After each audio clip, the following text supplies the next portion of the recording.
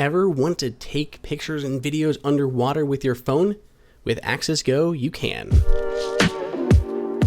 Welcome everyone, it is Andrew here from AppleInsider, and we've got the AxisGO smartphone imaging system for the iPhone XS Max and the iPhone XR. This one case works with both. We also have this large 6-inch dome lens and a few other accessories to go with our underwater capturing setup. Now this is an electric blue, but it also comes in more of a dark gray black combination. There are physical buttons on the outside, one for that power switch, and these two here that'll control the volume rockers, which can also be used to take pictures. The whole housing is water resistant to 33 feet, which is the equivalent of 10 meters.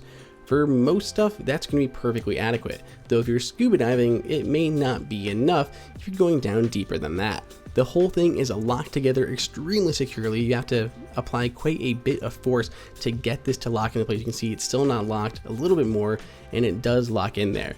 You can also see how thick this is. It is quite a bulky case, but for the water resistance that you're getting and for the interchangeable lenses, it definitely makes sense, and I feel much more secure taking my phone down that deep.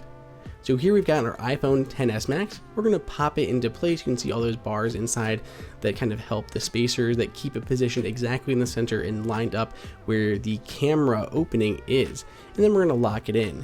You can see there is a bit of a bubble here on the front, which can make it sometimes a little bit awkward when trying to actually use your phone. As we mentioned, this is an interchangeable lens system, so it has a default one on there, though it can be swapped out. When we turn on our phone, everything works as normally, though swiping is a bit difficult when this thing is filled up with air, though we did find a few different tricks to reduce that air and it not be so much of an issue.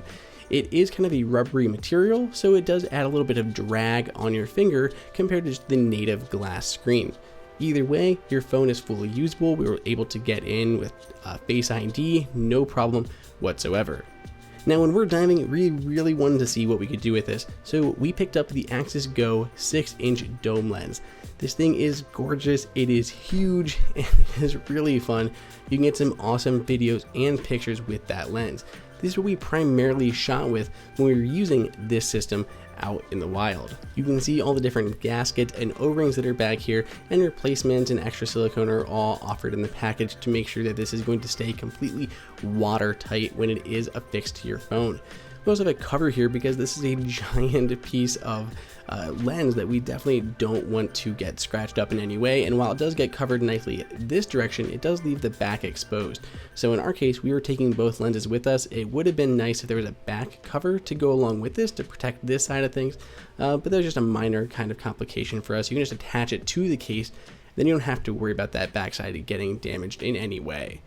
So as I said, replaceable lens system. The old lens right here, the default option, just swaps out. Just unscrew it and it comes out of place, and then we'll screw our large 6-inch dome lens in. Also, when we did this, it was an easy way to get that air out of there. So once our phone was in place, we swapped the lenses, and when we took those out, it reduced the pressure on the inside, and that bubble wasn't as present on the front and made it a lot easier to use the touchscreen on our phones. Depending on where you're taking this, you also may want to make sure it's extra secure. So there are a wrist strap option available. There are tether points on both ends of this case that allow you to tie it onto your wrist. So we have an extra one, just neoprene, like a wetsuit material and Velcro, attaches to our wrist. Make sure that if you're in rough waters, anything like that, this doesn't go flying and you lose your lens, your case, your phone, everything else, because it is a fairly expensive setup when you count everything together. So we took it to the water, and what really is nice about a dome lens is it lets you capture those pictures that are half above water and half below water, which you can't do without a dome lens on there. So you can film under, above, or half and half. So let's walk through just some of the images, some of the video we were able to capture with this lens system, and there isn't a lot to see here, but the water still is incredibly clear. It's a beautiful sunny day, so you can still see a lot of what this potential is here, even if there's not a lot to actually look at underwater other than just the nice kind of reflections of the water on the sand below.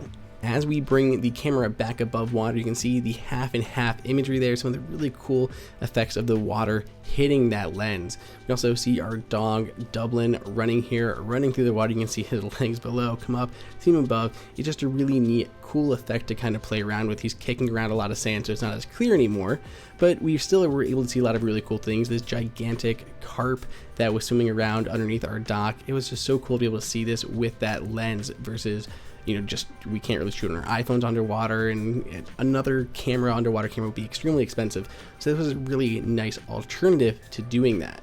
There are downsides though. We did notice, even though there is that hydrophobic coating on the outside of the lens, water still beaded up on there. So our phone kept kind of focusing on the beads of water instead of Mosby here. So it was a little bit of an odd thing. We wanted to focus on the dog, but it focused on that water.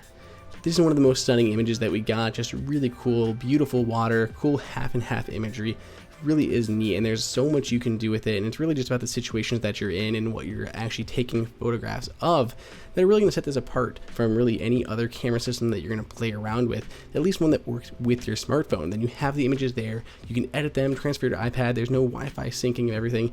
You already have your phone. Why spend the time on an extra camera that's going to be very specific to that one situation when you can do something like this?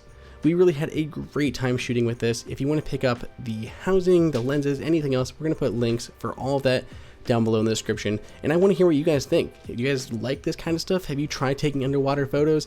Why don't you share some of your photos with me over on Twitter at Andrew_OSU.